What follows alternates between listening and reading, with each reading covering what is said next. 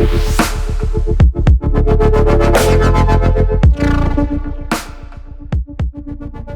my video yesterday about how I'm really productive and balanced, someone asked me if I could speak on that a little bit more. Like, how do I become so balanced? How do I balance everything? How am I productive? How am I stress free? It's taken a lot of fucking work. Um, it has. It has. I've gone through some really shitty shit in my life. I have gone through some really dark times, really depressing times. Um, Mentally exhausting times, gut-wrenching crying times. The kind of parent I used to be and the kind of parent I am now are completely fucking different. I used to worry that my kids needed to watch something educational instead of like bright colors and movement, and I realized bright colors and movement are actually the way to go. The educational shit actually rots their brain. I used to worry about the kind of food they ate. I used to worry about the right and wrong way to do things. It's important to talk about all the stuff that I used to care about. I used to care about money. I would stress out about it. I used to care about love. I would stress out about it. I used to care about the right and wrong way to parent.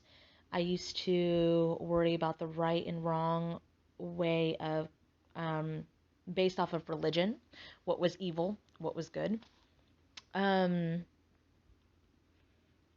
what was successful in life. Like, I spent a lot of time being a manager, like in many different, in restaurants, in retail, trying to climb up the corporate ladder, and being an open-hearted person, getting fucking walked all over a lot.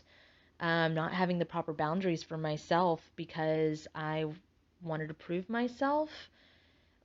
There's a lot. I used to be completely different.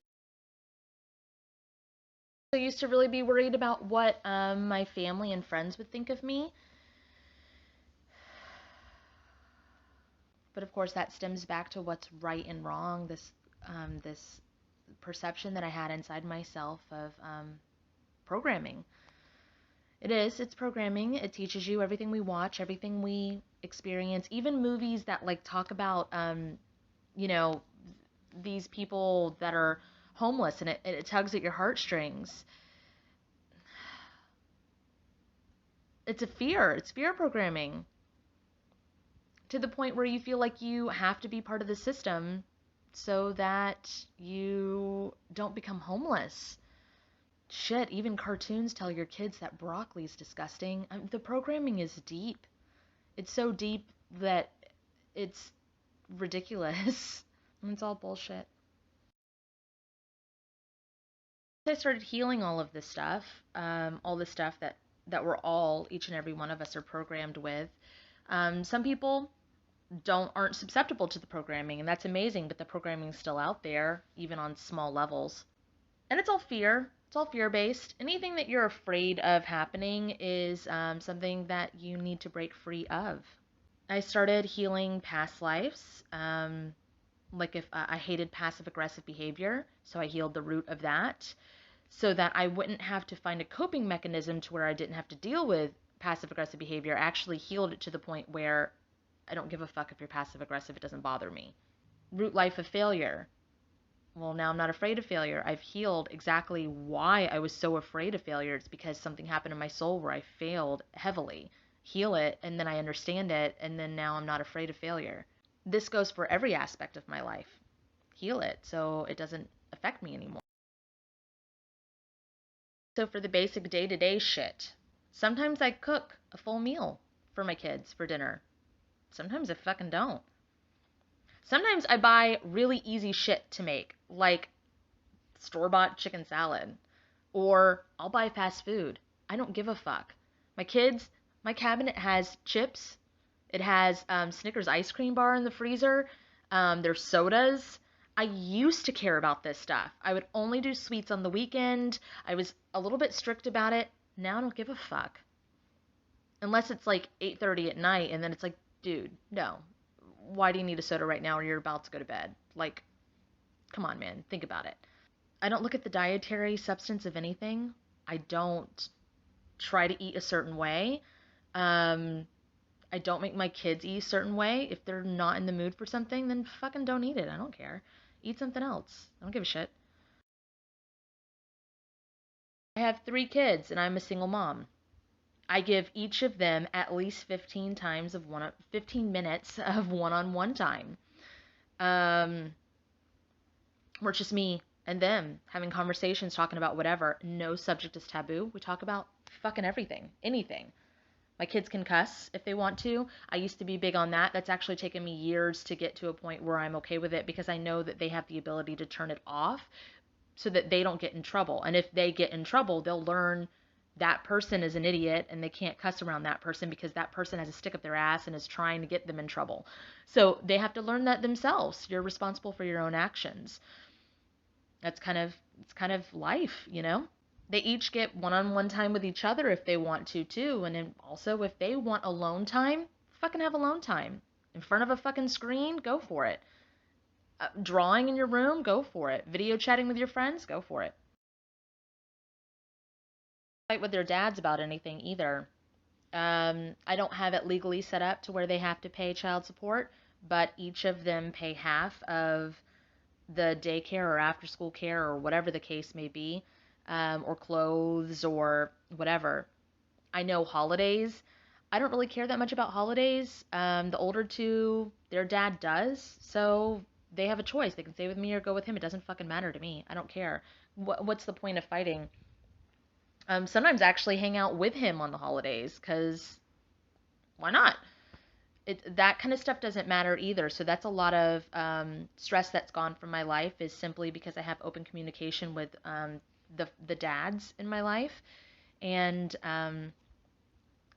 if there needs to be legal action taken, they know that I will. They know that I'm ballsy enough to do it. But they also know that if I don't have to bring the government into shit, I'm not gonna. The next thing that people usually stress out about is their kids being lazy or not having chores or whatever. I've asked my kids what they want to be responsible for. The oldest one is into putting away the dishes and taking the trash away or taking the trash out. So I'll take the trash out too and I'll put the dishes away. I don't fucking care.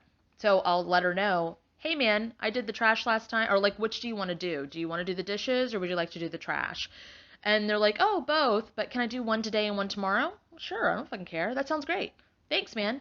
And then they do it. Or like they straighten up the house and I'm like, oh, hey, thanks, man. I appreciate it. I also have like a bag at the end of the staircase. I just hang that there. And if they leave anything around the bottom area of the house, I just fucking put it in that bag. And that way it's out of my way and they can take it upstairs if they want to. I was having a little bit of stress and issue with their rooms, but that was back to a past life that had to do with, I made a series on it before, my Mommy Monster series.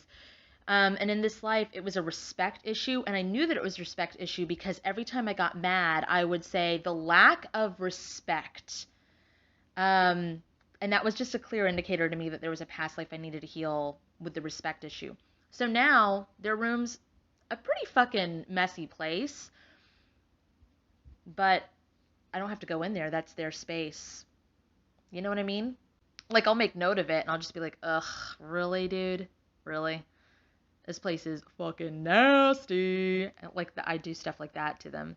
They also really hated hanging their clothes up. So I made it to where they didn't have to hang anything up anymore. I bought them, like, these boxes that they could put stuff in. I just recently decided that they're going to do their own laundry. If they want shit clean, they'll wash it themselves. My 12-year-old, 7th grade, starting to do some, not so safe kind of things, like when she's over at a friend's house and the parents are really strict, she will encourage them to sneak out. They don't do anything like dangerous, except sneaking out alone can be fucking dangerous. And her dad was like, take her TikTok away, take her phone away. I respect him and his decision, but also I knew that punishing her isn't really what's going to help her. What's really going to help her is getting to the root of why she felt like she had to do that. And it was that she had savior complex. She wanted to be the safe space for them to escape because she knew that she wouldn't get in trouble, but it was putting her friends in danger and it was putting herself in danger as well. So we actually looked at the past life connected to why that happened and we healed it from there. Instead of punishing, just getting to the root of the issue and figuring out what the fuck is. I'm really big and respectful on the fact that, like, I take the time all the time to tell my kids, like, yo, you know, if you're not into the spiritual shit, you can turn it off. If you want to go to church every day, you can do that. If you are pulled to a religion where you eat ice cream every Tuesday and you dance with a blue fucking alien in the middle of the moonlight on a every third Thursday, I'll fucking eat ice cream with you and I'll go dancing with you. I respect you. You be whatever you want to be and do whatever you want to do. You do not have to do things the way that I do them. So if I ever ask you a spiritual question and you're not in the mood for it, just say not right now or whatever. Just be a fucking kid. Like, it's a beautiful experience to be a kid. Please be a fucking kid. But also, if they want to be spiritual, I listen to them because they're really insightful and they've got a lot to offer. So I don't put any expectations on them one way or another when it comes to spiritual practices.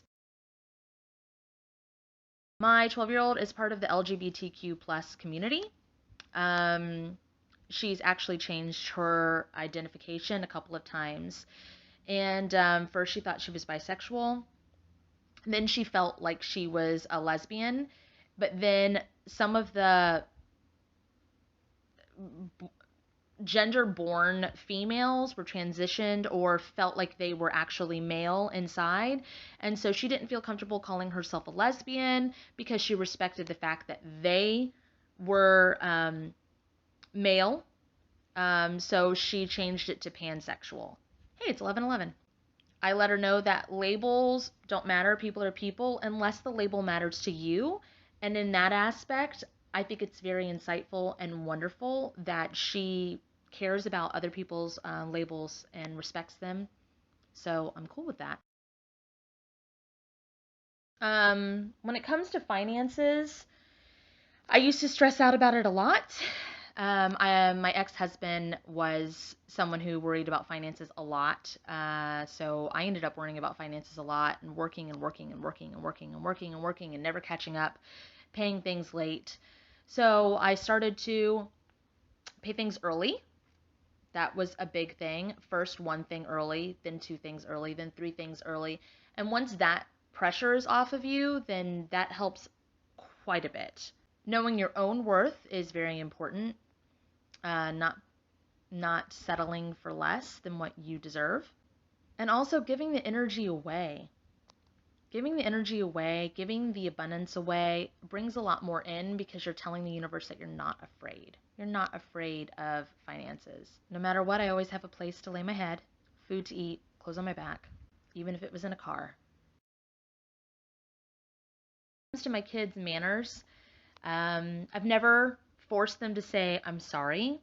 I've never forced them to, well, I used to be a different kind of mom. I don't force them to say I'm sorry. I don't force them to hug anybody because that might be out of their comfort zone. I set by example.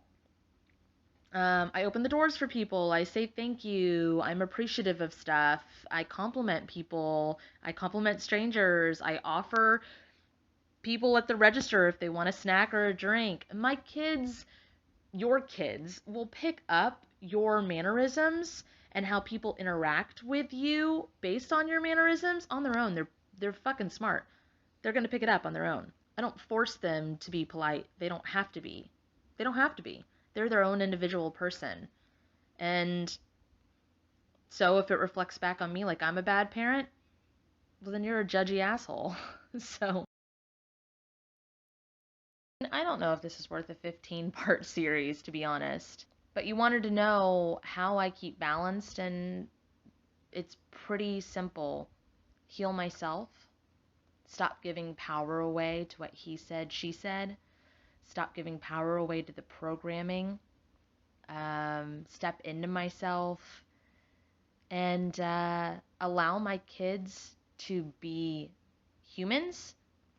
And when they want and need me to be a parent, I'm there for that as well. Because they're not my best friends. I am their parent. I am here to teach them about things in the world, but also empower them so they're not afraid of the fucking world. Work is easy. I just don't worry about rising up the corporate ladder. I just do what I need to do and do it well, and I'm always successful. I always get promoted, and realize everything is always working out for you.